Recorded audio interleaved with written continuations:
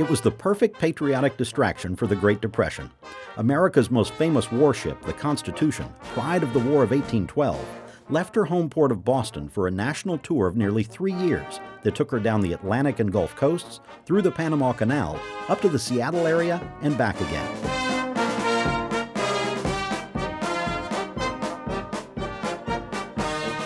Starting in 1927, the ship had undergone a 4-year restoration, financed in part by change contributed by the nation's school children.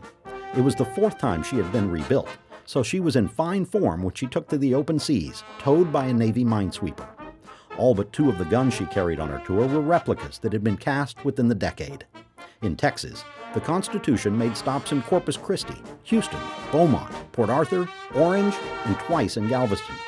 Her tug-assisted journeys on the Houston Ship Channel as February turned to March of 1932 were front-page news, eclipsed only by the kidnapping of Charles Lindbergh's baby. Crowds filled the docks at San Jacinto to cheer the famous ship as she arrived, and even more lined the turning basin.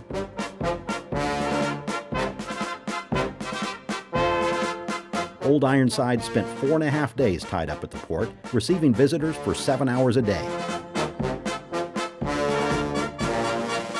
In all, more than 110,000 people toured the frigate Constitution while she was docked in Houston, a number that her captain L.J. Gulliver said was the largest of any port visited up to that time.